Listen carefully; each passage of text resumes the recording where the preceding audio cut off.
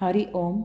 योगदास जय गणेश जोशी यांनी प्रवचनांमधून सांगितलेले कथामृत क्रमांक 226 त्वम असि.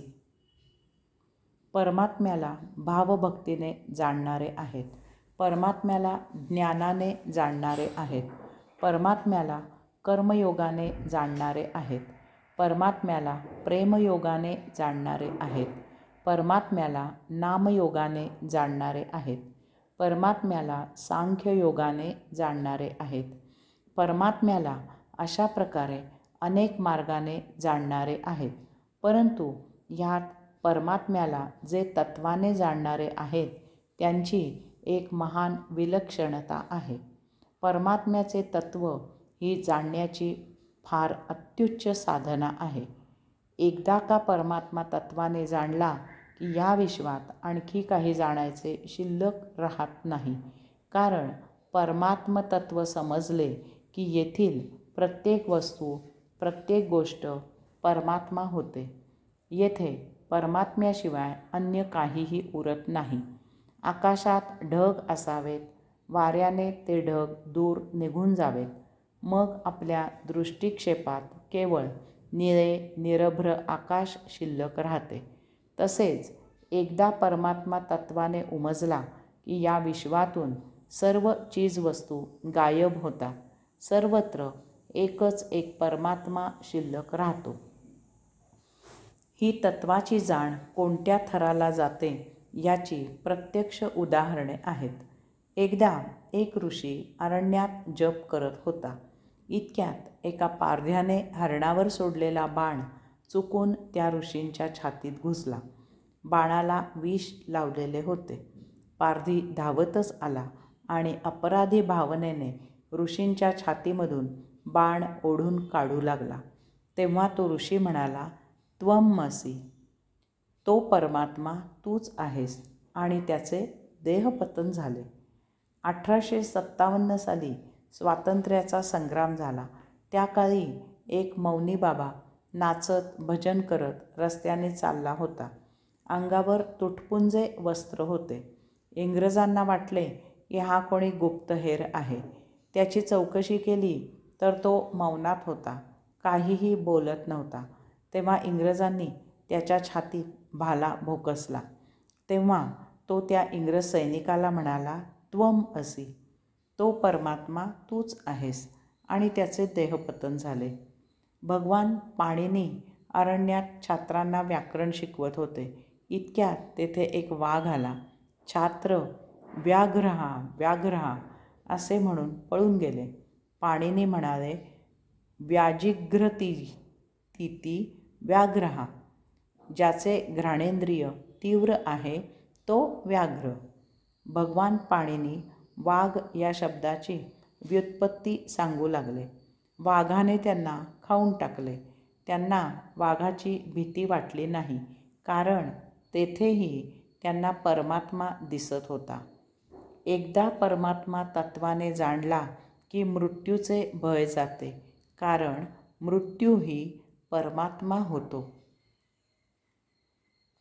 कथामृत 227 एकतत्व. दरबारातील सरदारांकडून राजाच्या कानावर एका साधूची कीर्ती आली की तो फार उत्तम प्रवचने करतो. राजालाही अध्यात्माची आवड होती. राजा स्वतः महादेवाचा नित्योपासक होता. राजाने प्रधानाला सांगून त्या साधूची प्रवचने राजमहाली आयोजित केली. साधूने अध्यात्मावर अतिरसाळ अशी 1 आठवडा प्रवचने केली. राजा अगदी तल्लीन होऊन ऐकत असे. राजा साधूवर खुश झाला. प्रवचनात साधू श्रोत्यांना पटवून देत असे की सर्वांभूती आत्मतत्व एकच आहे. तेच एकतत्व सर्वांघटी वसलेले आहे. असे जरी असले तरी राजाच्या असे लक्षात आले की स्वतः साधू श्रीकृष्णाचा परमभक्त आहे. तेव्हा प्रवचनांच्या शेवटी राजाने साधूला हटकले. राजा म्हणाला की आपण एकतत्वच सर्वांमध्ये आहे असे म्हणता आणि स्वतः मात्र फक्त श्रीकृष्णाचीच पूजा करता. तुम्ही जर खरोखरच एकतत्व मानत असाल तर उद्या सकाळी श्रीकृष्णाची पूजा न करता माझ्याबरोबर महादेवाच्या मंदिरात पूजा करायला या. तेव्हा साधू राजाला म्हणाला की मी महादेवाची पूजा अवश्य करीन, परंतु राजा, माझी एक अट आहे.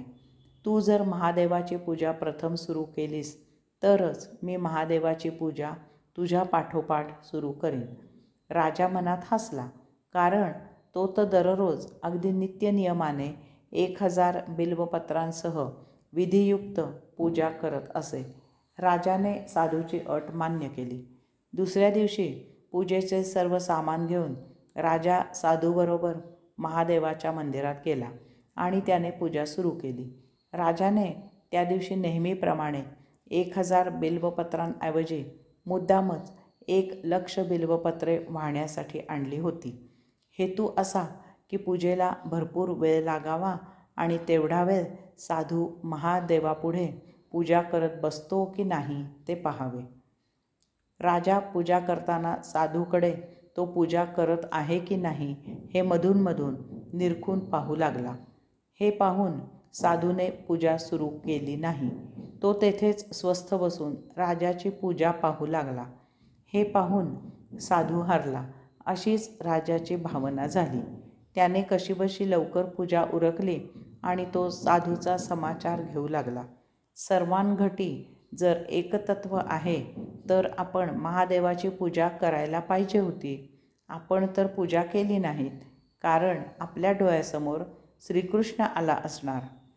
तेव्हा साधू म्हणाला, राजा, माझी अट तू पूर्ण केली नाहीस. तू पूजा केली नाहीस, त्यामुळे पूजा न करताच माझाही एक दिवस वाया गेला. तू पूजा सोडून सारखा माझ्याकडे पाहत होतास. नंतर तर मला जाब विचारायला मिळावा म्हणून पूजा कशी तरी उरकलीस. त्यापेक्षा तू पूजा केली नसतीस तरी चालले असते. राजाला त्याची चूक लक्षात आली. पूजा कोणाची करत आहोत हे महत्त्वाचे नाही, तर त्यामागील भावभक्ती महत्त्वाची असते. हरि ओम.